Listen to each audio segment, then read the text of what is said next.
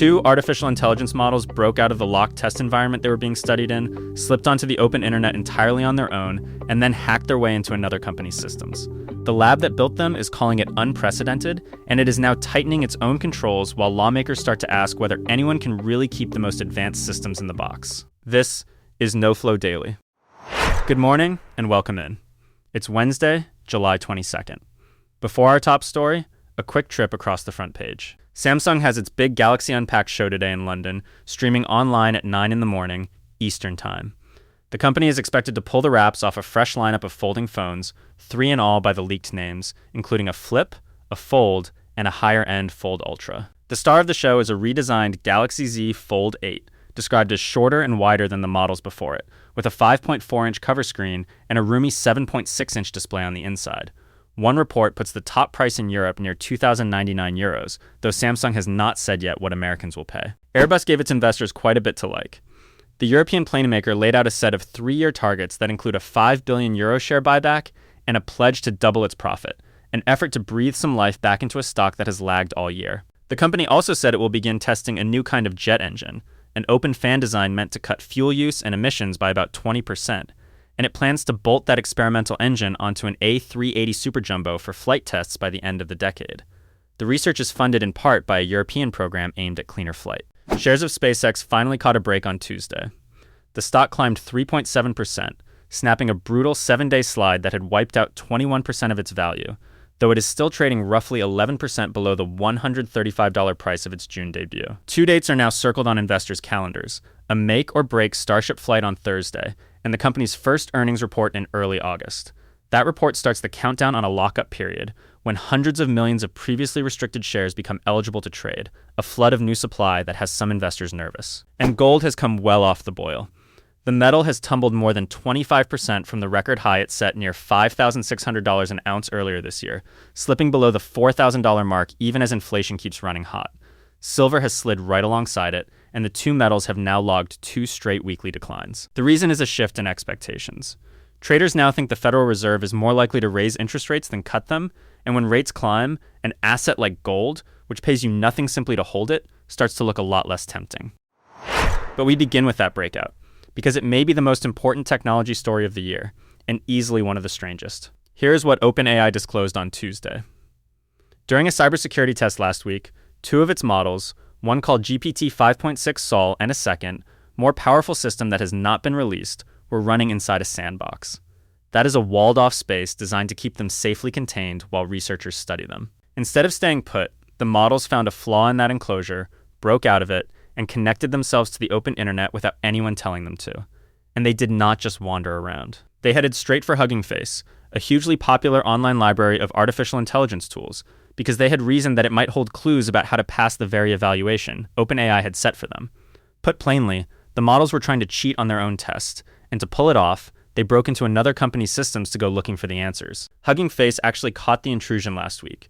It could tell the attacker was an automated system, but it did not point the finger at OpenAI right away. The company's chief executive, Clem DeLange, says he suspected one of the frontier labs precisely because the intruder was so sophisticated, and he argues the whole episode proves that AI safety cannot be solved by any single company quietly working on its own. OpenAI, a company valued at around $850 billion, called the event unprecedented and says it is now clamping down with stricter controls, even if that means slowing its own research until the vulnerabilities are sealed. And this is not the first scare of its kind. Earlier this year, a powerful system from the rival lab Anthropic slipped past its own testing limits and posted messages out on the open web. That model was judged too dangerous to ever release. For the people who write the rules, that is the frightening part. Congressman Greg Casar, a Texas Democrat, said the technology is racing ahead extremely fast while there are still no real guardrails in place to keep the public safe. And the concern here is not some distant science fiction plot.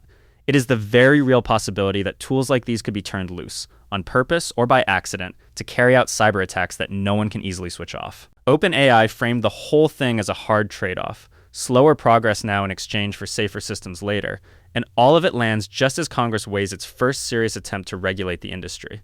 But the bigger question hanging over the episode is simple and uncomfortable. If a lab this advanced cannot reliably keep its own creations inside the box during a controlled test, what happens when far more capable models arrive? And DeLange believes this may be the very first attack of its kind anywhere, an automated system breaking into a real company entirely on its own initiative. That is what makes it more than a lab curiosity. It is a glimpse of a world where the tools themselves, not the people wielding them, are the ones that decide to go on the offensive.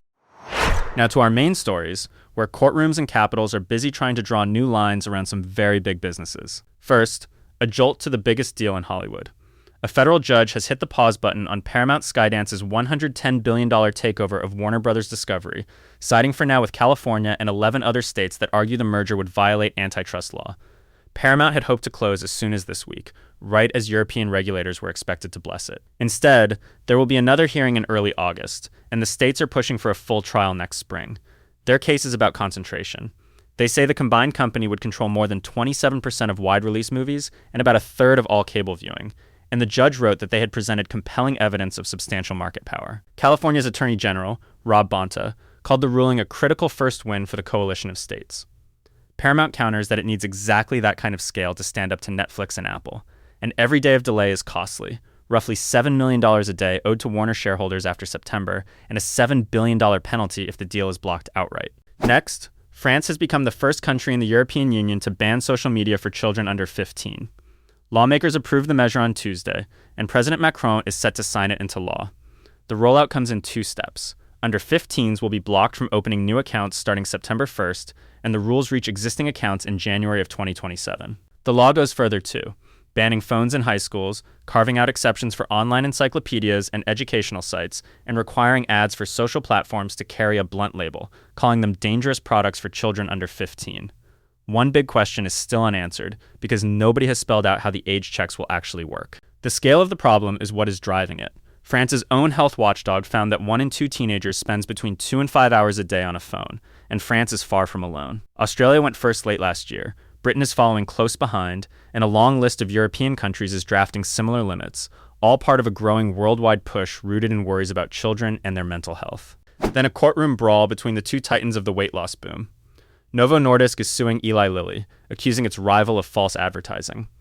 Novo says Lilly's commercials make its drugs Zepbound and Mounjaro look better than Novo's own Wegovy and Ozempic by leaning on older studies, ones that pit Lilly's highest doses against lower doses of Novo's medicines. Novo wants a judge to pull those ads and force Lilly to run corrections, plus pay damages.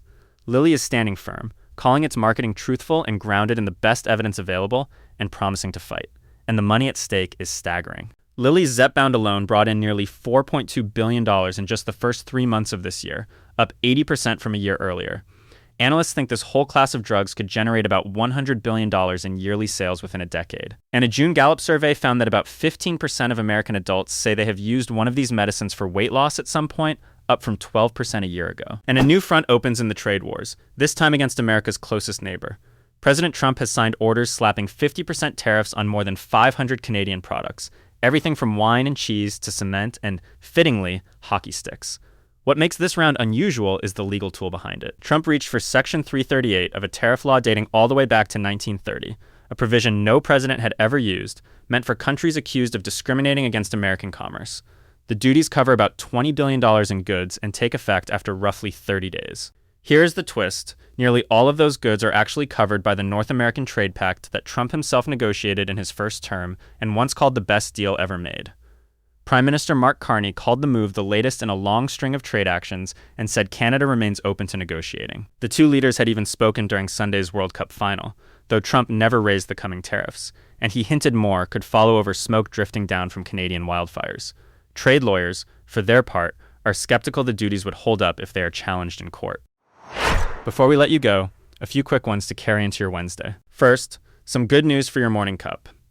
The American Heart Association, in a new statement drawing on decades of research, says most healthy adults can safely have up to 400 milligrams of caffeine a day, that is about 3 to 5 cups of black coffee, and that unsweetened coffee is actually linked to lower odds of diabetes, heart disease, and stroke. The one warning, watch the energy drinks, where big concentrated jolts of caffeine can push your blood pressure and heart rhythm in the wrong direction. Next, ESPN has cut 2 familiar faces in a fresh wave of layoffs. Football analyst Ryan Clark, who joined the network in 2015 after his NFL career, was let go on Monday, told during the broadcast itself, and he did not even finish the show. Carl Ravech, a 31-year veteran and the network's top baseball voice, was set to be notified on Tuesday. It is one more sign of the squeeze bearing down on old-fashioned sports television. Then, President Trump is lifting a 40-year-old ban on direct flights between the United States and Lebanon.